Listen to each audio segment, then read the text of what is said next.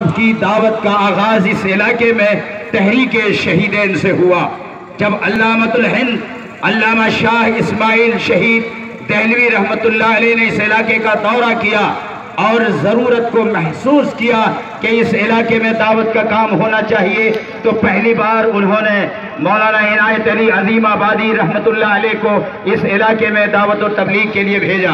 انہوں نے پٹنہ سے سفر کا آغاز کیا اور کولکاتہ میں ختم کیا اور پھر کولکاتہ سے واپس ہو کر کے پٹنہ گئے۔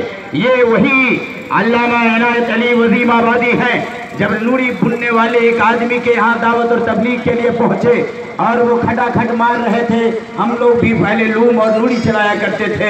انہوں نے کہا کہ ایک بات سنانا چاہتا ہوں، آپ اپنا کام بند کیجئے۔ کہا کہ نہیں، میرے پاس سننے کے لیے ٹائم نہیں ہے۔ کہا آپ لوم چلاتے رہیے لیکن میری بات سنتے رہیے۔ انہوں نے کہا کہ نہیں، اس کے لیے بھی ٹائم نہیں ہے۔ کہا بھائی صاحب میں آپ کی خدمت میں پہنچا ہوں، ایک بات سن لیجئے۔ جب مولانا اصرار کرتے رہے اور وہ مان نہیں رہے تھے تو تھک ہار کر کے انہوں نے ڈنڈا اٹھایا اور 2 ڈنڈے پٹائی کر دی، لیکن مولانا ہارے نہیں۔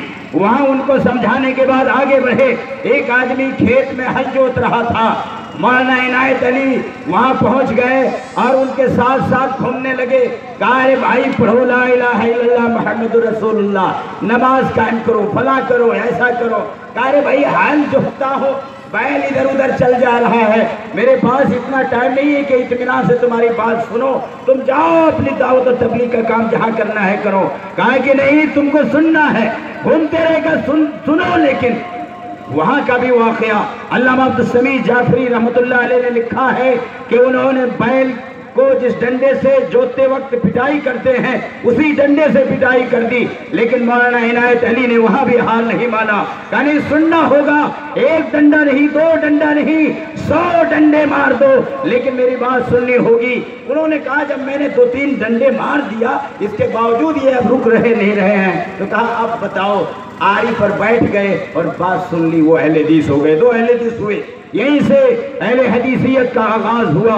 اس کے بعد زمانہ آگے گزرتا ہے اور تحریک شہیدین سے وابستہ حضرت علامہ عبدالرحمن ملیح آبادی لکھنوی رحمت اللہ علیہ اس علاقے میں آتے ہیں۔ پھر ان کے فرزند ارجمند حضرت علامہ عبدالحنان دلال پولی رحمت اللہ علیہ پیدا ہوتے ہیں اور پھر اس علاقے میں پیدل دعوت اور تبلیغ کا کام شروع ہوتا ہے۔